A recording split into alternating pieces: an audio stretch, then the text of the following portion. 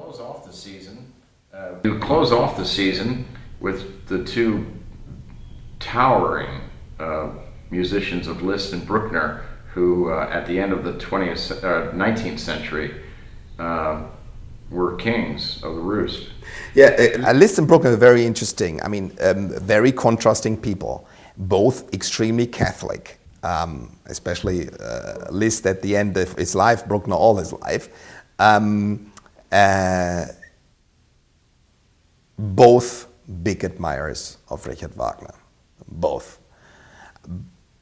Liszt was feeding Wagner with a lot of ideas. His wife? His wife is his daughter, and the Tristan chord appears in an earlier Liszt tone poem. And a lot of these ideas, I think, inspired Wagner. I wouldn't say that a genius like Wagner couldn't live without this, but he was able to absorb it. And Bruckner, this enormous admirer of Wagner. I mean, he was like, I mean, Wagner was his god. It was like, I remember whether that's a story or it's just a joke, but I think it's real. Bruckner was already a celebrity, and he was invited to conduct the Vienna Philharmonic, one of his pieces, but he was so shy, so he was standing in front of the orchestra, and he was standing there. Everybody was like, there is Anton Bruckner, or Dr. Bruckner. And he says, the orchestra was silent. He was silent. He stood there, and went on for a minute or two. This becomes a music like ages when nothing happens, and then the concertmaster said, Dr. Bruckner, you can start now. And he said, oh, after you. It's a beautiful story as how humble this man was. And then he writes this gigantic music. I mean, I just came back from Palermo conducting Bruckner 8, which is the longest of all symphonies. I mean, it's a giant of a piece. Just the slow movement is almost half an hour long. The length of Beethoven's Fifth Symphony, the slow movement alone. It's this epic length that always reminds me of Schubert. I think that Schubert and Bruckner actually are very, very close. So Bruckner is, for me, it's a completely different world, and one of my very, very, very important composers. And if I have a mission to make the world love Bruckner, I would only do that if that's what I'm supposed to do. So with Bruckner 7, I'm hoping to start a very, very strong love affair with our audience and the orchestra for this magnificent composer. Once you get absorbed by this world, it embraces you in a way, and it takes you to something very much away from daily struggle and life. With Bruckner, you always feel there is something bigger, and that bigger, let you forget all your problems, because that bigger thing will guide us into something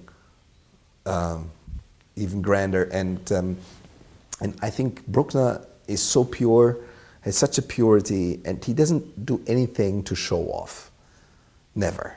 And that's what I like and love about him. But every time I've started a program Bruckner in America, people said, oh, this is box office poison, don't do this.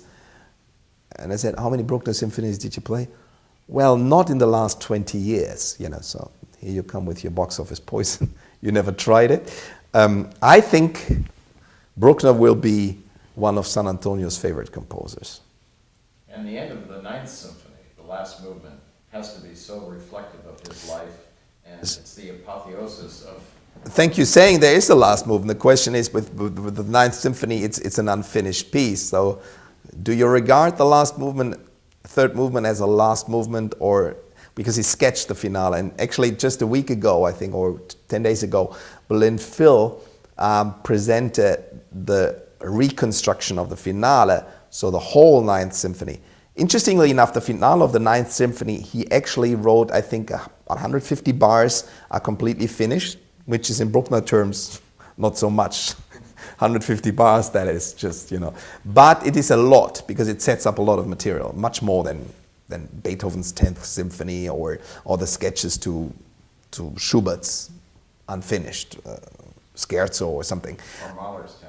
Or Mahler's 10th. Well, Mahler's 10th has a lot more material there.